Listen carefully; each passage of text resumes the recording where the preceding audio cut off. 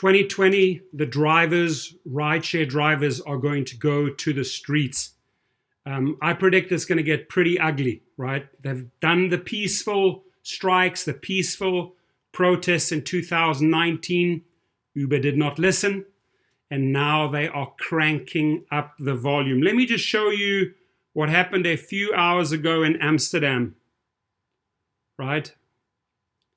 That, my friends, right in front of the Dutch Uber headquarters, right? It's getting really, really dirty out there. That's right at the front door of Uber in Holland. And I've been told that Europe is mobilizing. The Dutch, the Polish, the French, and the Belgian have big Uber strikes and protests on February the 26th. I'm here in California, but you know what?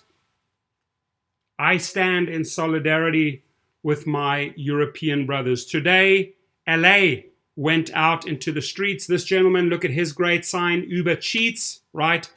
And I know firsthand how much they cheat and how much money they take out of your pocket, pretending that they've paid you or not paying you at all, and hoping to keep you in that hamster wheel, hoping to keep you frustrated in that arbitration situation so that you give up. But you know, people know how to fight back. I know that. I've seen that firsthand in South Africa when the people toppled the regime, right, in the early 1990s. I was out on the street. I saw how powerful it was, right? Mandela was released out of prison.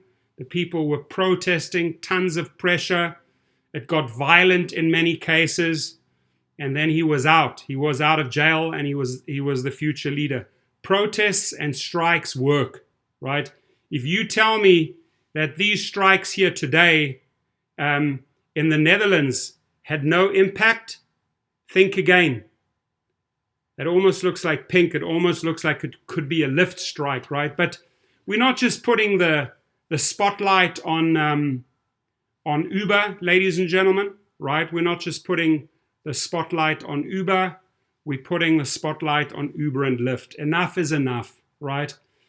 My friends in Europe tell me they're getting 40 cents per kilometer. That's atrocious, Uber. Nowhere near to minimum hourly pay. And here in LA, they were protesting. Obviously, people want better pay, right?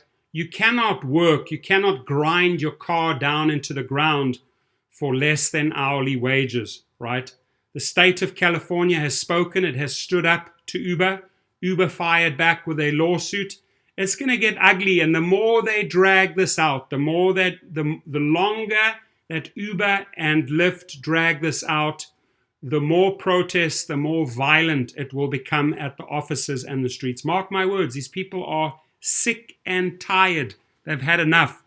So here in the US, call me. If you text me, if there's protests planned, let's put our weight behind you. We got to take a stand. We got to stand for better wages and better per mile rates, per minute rates.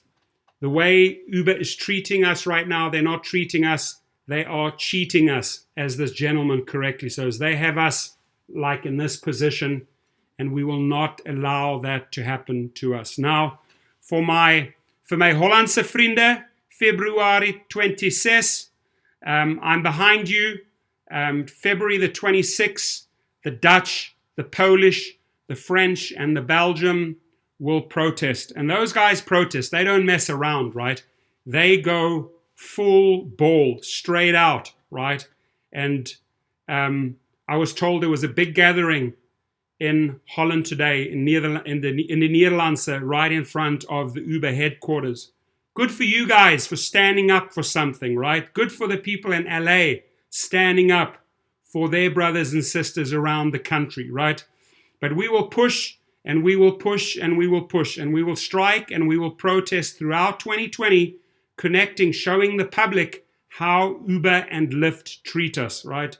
And I will continue being a voice for drivers. I will continue fighting for better rates, per mile rates, per minute rates, until all of these countries, whether here in the United States or abroad in Europe, wherever you are, they start treating us fairly.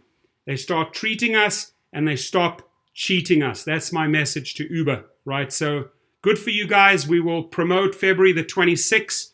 We will assist you in Europe, getting the people, mobilizing the drivers out on the street.